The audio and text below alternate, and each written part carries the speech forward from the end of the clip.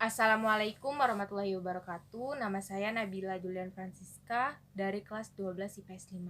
Saya di sini akan menjelaskan tentang pengertian globalisasi.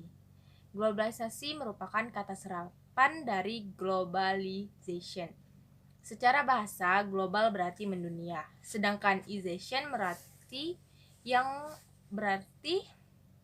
suatu proses. Menurut Kamus Besar Bahasa Indonesia, globalisasi berarti proses masuk ke ruang lingkup dunia. Sementara itu, secara istilah, globalisasi adalah suatu proses terbentuknya sistem organisasi dan komunikasi antar masyarakat di seluruh dunia.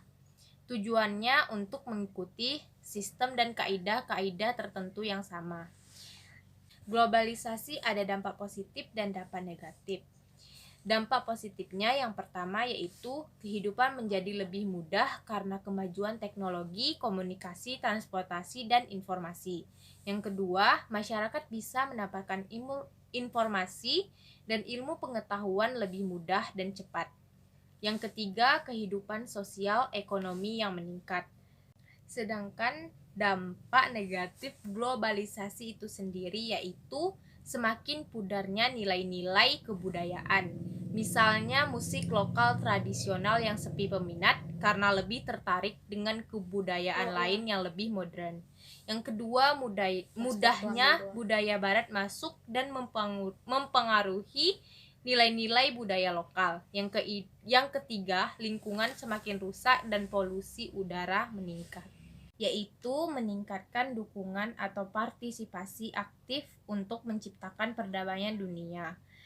Dikutip dari situs resmi Kementerian Pendidikan dan Kebudayaan Republik Indonesia, peran serta Indonesia dalam perdamaian dunia adalah amanat pembuka Undang-Undang Dasar Negara Republik Indonesia tahun 1945 alinea keempat, yaitu dalam rangka mewujudkan perdamaian dunia yang berdasarkan kemerdekaan, perdamaian abadi, dan keadilan sosial. Walaupun harapan untuk hidup damai pada kenyataannya masih menjadi impian yang sulit bagi sebagian bangsa, peran Indonesia dalam menciptakan perdamaian dunia melalui dua cara, yaitu hubungan internasional dan organisasi internasional. Bagi bangsa Indonesia, hubungan internasional memiliki arti penting. Antara lain, yang pertama yaitu pembentukan suatu negara Republik Indonesia yang demokratis. Yang kedua, pembentukan satu masyarakat yang adil dan makmur secara material ataupun spiritual. Yang ketiga, pembentukan satu persahabatan yang baik antara Republik Indonesia dan semua negara di dunia. Yang keempat, mempertahankan kemerdekaan bangsa dan menjaga keselamatan negara. Yang kedua ada organisasi internasional. Organisasi internasional adalah karena kerjasama antar negara atau antar warga negara memungkinkan terlembangnya nilai-nilai bersama. Bentuk dukungan bangsa Indonesia dalam mewujudkan perdamaian dunia melalui organisasi internasional antara lain, yang pertama adalah pelopor berdirinya ASEAN, yang bertujuan menjaga stabilitas perdamaian regional Asia Tenggara. Yang kedua, mengirimkan misi perdamaian di Perserikatan Bangsa-Bangsa yang tergabung dalam misi Republik Indonesia atau Misi Riga. Yang ketiga, penyelenggara Konferensi Asia Afrika pada 1955. Yang keempat, aktif dalam gerakan non-blok.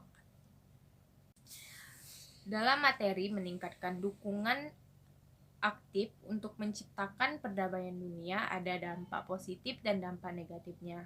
Dampak positifnya yaitu turut serta berpartisipasi dalam kegiatan sosial internasional, misalnya lewat organisasi FBH dan Palang Merah Indonesia. Yang kedua, menjunjung tinggi pelaksanaan hak asasi manusia. Yang ketiga, mengadakan pertukaran pelajar antar negara. Yang keempat, meningkatkan pembelajaran mengenai tata nilai sosial budaya, cara hidup, pola pikir yang baik, maupun ilmu pengetahuan dan teknologi dari bangsa lain yang telah maju. Sedangkan dampak negatifnya yaitu yang pertama, semakin mudahnya nilai-nilai barat masuk ke Indonesia baik melalui internet, media televisi maupun media cetak yang banyak ditiru oleh masyarakat.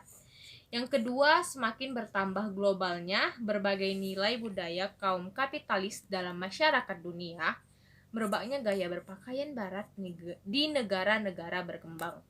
Yang ketiga, semakin lunturnya semangat gotong royong, solidaritas, kepedulian, dan kesetiakawanan sosial sehingga dalam keadaan tertentu atau darurat, misalnya sakit, kecelakaan, atau musibah hanya ditangani oleh segelintir orang.